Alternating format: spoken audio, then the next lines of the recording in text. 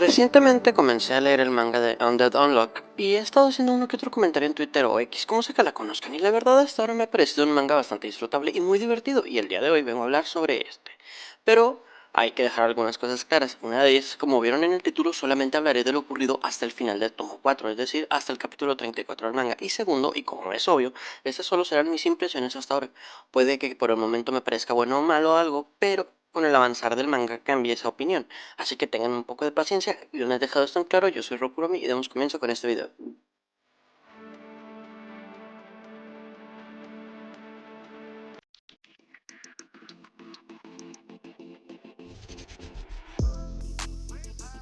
La historia no es nada complicada, la verdad. Se menciona que en este mundo existen alrededor de 90 leyes que lo rigen: el lenguaje, el movimiento, el tacto, el miedo, la muerte y la suerte, entre muchas otras cosas más.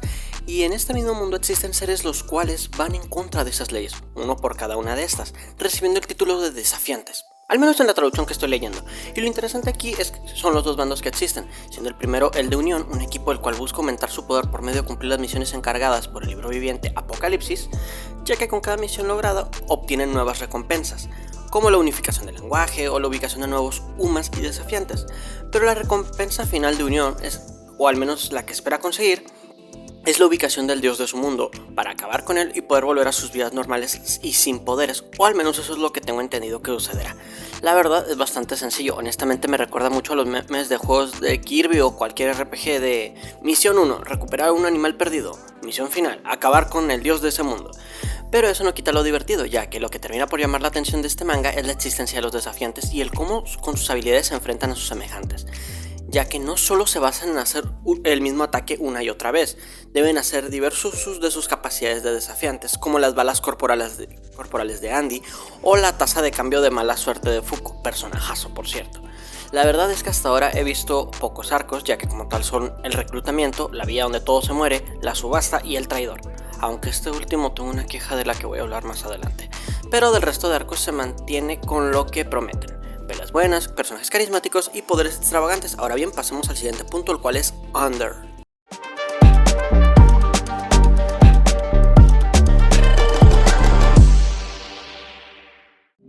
También conocido como Infra en la traducción del manga que encontré, estos locos aparecieron durante el arco de la subasta, siendo su miembro más resaltante el aparentemente líder incurable. Lo digo así porque yo creo que no han revelado los nombres de ninguno de ellos, a excepción del de Lava y del traidor del que hablaremos más tarde. La verdad, el grupo se ha presentado de buena manera, tienen habilidades interesantes y obligan a los personajes miembros de Unión a utilizar sus poderes de manera más ingeniosa para poder alzarse con la victoria. La chica que desvía los ataques es hasta ahora simplemente un apoyo para Incurable, lo protege ataques de proyectiles y listo. La verdad es un personaje que hasta ahora no ha hecho mucho, pero tengo fe de que el equipo se desarrolle de una mejor manera con el pasar de los capítulos, así que veamos qué nos espera. No hablaré del monstruo lava porque realmente solo lo vimos como un golem obediente y demasiado molesto, pero del resto no supimos nada. Así que hablemos del supuesto líder de Under, Incurable. El personaje ha cumplido bastante bien, ya que ha sido capaz de complicarle un combate a Andy a pesar de su exagerada capacidad de curación y regeneración, logrando que combates como el del barco de la subasta fueron bastante interesantes al requerir una estrategia para poder superar a este loco apoyado por la tipa que desvía ataques. Si bien regresó medio nerfeado al volver en el cuerpo de un niño, no quita que su mera presencia representa una amenaza en el campo de batalla. La verdad, este personaje es uno de los que espero mucho para ver qué sucede con él en el futuro. Ahora hablemos de mi única queja hasta ahora, y es el personaje de Billy, el traidor de Unión. Y miren, mi problema no es que el personaje sea un traidor. De hecho, esa temática puede ser muy interesante si se realiza bien, pero el problema aquí es el tiempo. El personaje se revela como traidor alrededor de la segunda mitad del tomo 4, y para este punto aún nos falta interactuar bien con el resto de miembros del equipo de Unión. Hasta ahora solo habíamos entablado conexión, más o menos, con la jefasa Power Ranger, que yo creí que era hombre por cierto, Shen, el tipo más rarito de todo el grupo, y Tatiana, parte de los miembros que carrean este manga. Pero del resto, el samurái, el enano veloz o el genio rotísimo que hizo la armadura de contención de Tatiana, además del propio Billy, no habían tenido su momento. Aún nos falta saber mucho de ellos.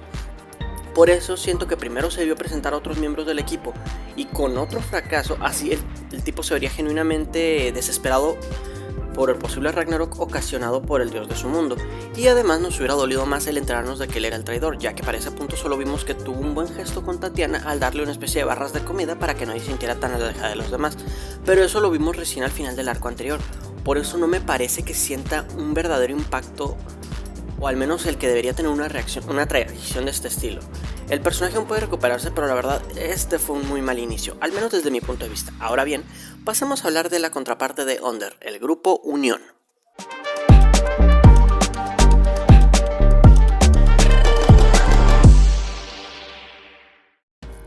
Descartando a Billy, del cual ya hablé, y a los protas porque ellos se merecen su propio espacio, me quedan el Samurai, el Bodoque que ni recordaba que existía, el Rockstar Genio y Top, que la verdad a este punto no han hecho gran cosa. Han tenido una que otra participación, a excepción de los primeros dos que no han tenido su momento.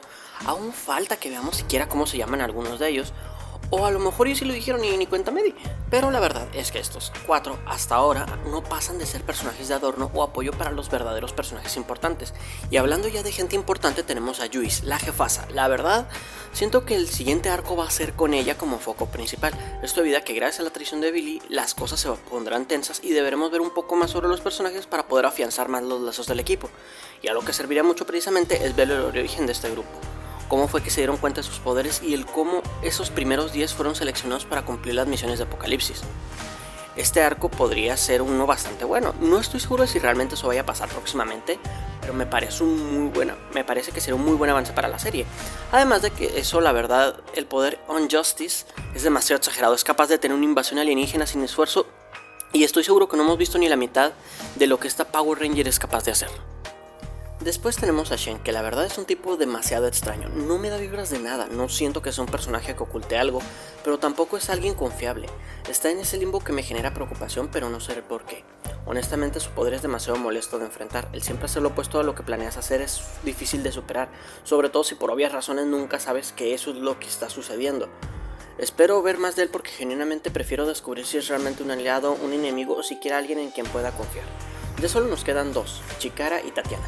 Del primero preferiría no hablar, ya que si bien durante el arco de la subasta fue su arco de presentación y vimos de lo que es capaz, aún falta mucho por ver del personaje y aunque su despedida de su amigo fue muy buena, aún falta verlo madurar y mejorar hasta ser un aliado confiable. Y ya para terminar con el equipo de Unión nos queda la joven Tatiana, que le digo así porque no tengo ni idea de cuántos años tiene. Yo creo que ha de rondar los 10, 12 años porque dudo que haya manera en la que una persona pueda durar más de un año sin comer. Esto teniendo en cuenta de que a los 5 despertó su poder y destrozaba todo a su paso. No se menciona cuánto tiempo pasó desde ese suceso hasta ser vendida por la mafia, así que imagino que pasó alrededor de un año para que la mafia pudiera crear una esfera capaz de contener su poder de desafiante, para luego terminar volviéndose miembro de Unión y trabajar la mitad de su vida con ellos, siendo así, debido a esas experiencias y aún ser muy joven, el gran aprecio que le tiene a Billy. Pero en fin, volviendo al punto, el personaje me ha parecido uno de los mejores, y si bien su encariñamiento con Fuko puede sentirse algo rápido, lo cierto es que es de las pocas personas que genuinamente nunca les preocupó su poder, y solamente buscaban formar un verdadero lazo con ella. Porque por más que en Unión tenga varios compañeros, todos se mueven bajo sus propios intereses, y solo Billy y ahora Fuko la trataron como una persona normal, esta última incluso prometiendo que le ayudará a que pueda convivir con el resto como una persona normal. Esto para alguien tan joven es un detalle hermoso. Por eso durante el arco de la subasta decide dejar incluso esa coraza para poder salvar a su nueva amiga, y el personaje cumplió de buena manera, con una historia triste, un poder extravagante y una gran disposición a ayudar en el combate, además de ser la más afectada por la traición de Billy, pero aún así siendo capaz de marcarse la asistencia necesaria para que Fuko y Andy lograran recuperar a Apocalipsis. El personaje ha tenido una participación memorable a pesar de no llevar mucho tiempo desde que apareció en pantalla, y la verdad espero que el personaje se siga manteniendo así, porque hasta el momento sin dudas es mi top 3 de personajes favoritos de Undead Unluck. Y si te preguntas quiénes son los otros dos, son simplemente los únicos personajes de los que me falta hablar.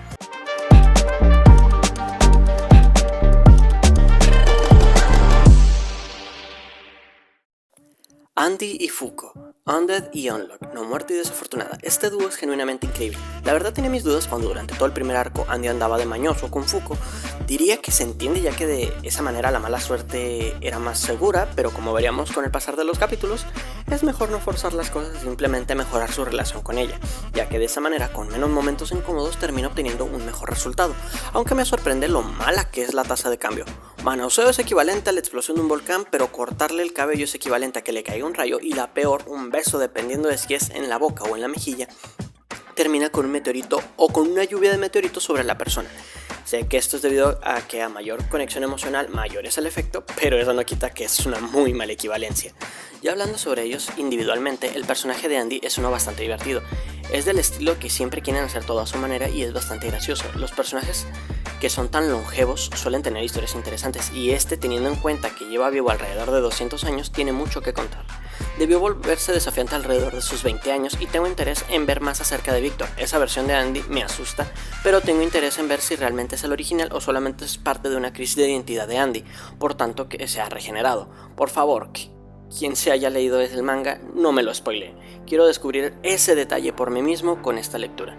Y la verdad es que en cuanto a lo que me ha demostrado, en cuanto al uso de su poder, es sorprendente pero a la vez demasiado horrible. Pareciera ya estar acostumbrado a disparar sus dedos y a utilizar su cuerpo como armas. Eso quiere decir que ha experimentado demasiado con el uso de sus poderes al extremo, al punto de que su sensación de dolor ha de ser casi nula, lo cual nos dice que en estos 200 años ha de haber sufrido mucho de todo hasta este punto.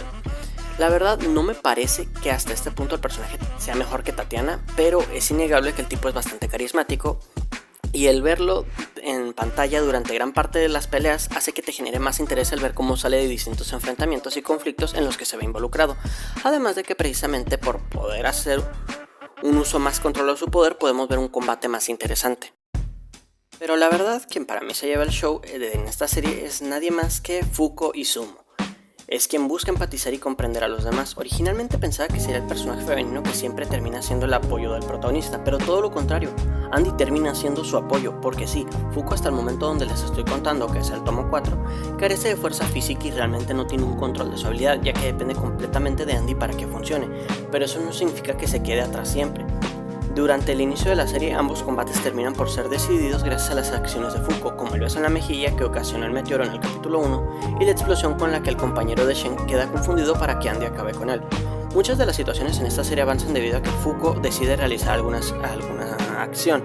Ella es la que decide que deben entrar a unión y durante el arco de la subasta se arriesga para proteger a Chikara a pesar de no tener poderes, y sí, terminó complicando la pelea al tener que ser cuidada por Andy, pero terminó siendo ese niño el factor determinante para derrotar a Incurable. Me gusta el cómo incluso es ella la que termina por derrotar a Victor, con ayuda, claro está, pero es que el plomazo que ella le mete sumado al beso en la boca a Andy y al que ella le incrusta la tarjeta esa, que el personaje vuelve a ser el mismo exhibicionista peliazul de siempre. El personaje incluso fue capaz de aprovechar la distracción hecha por Tatiana para recuperar a Apocalipsis.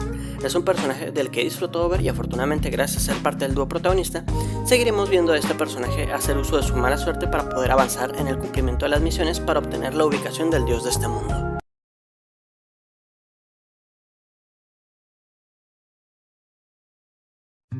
Hasta ahora, On The Dawnlock me pareció un manga bastante bueno, con varios personajes bastante agradables y divertidos y con combates muy ingeniosos. Estoy interesado en ver cómo avanzará la serie y espero que este video les guste tanto como para traerles próximamente el siguiente, donde hablaremos del tomo 5 al tomo 8. Si tengo que decir algo es que en estos 34 capítulos se han sentido llenos de contenido, sin volverse aburrido en ningún momento, ya que siempre vemos o un poco de lore de este mundo o una peli interesante. Pero en fin, eso ha sido todo por mi parte en el video del día de hoy. Espero que te haya gustado, si es así regálame un like y suscríbete si aún no lo estás. Estamos a nada de los 200 suscriptores y eso me hace muy feliz. Si les gustaría que hable de algún tema en particular, cualquier sugerencia, queja o recomendación son bien recibidos en los comentarios. Sin más que decir, me despido, espero que tengas un gran día, tarde o noche, sea la hora en la que has visto este video. Yo soy Rokurami, cuídate mucho y adiós.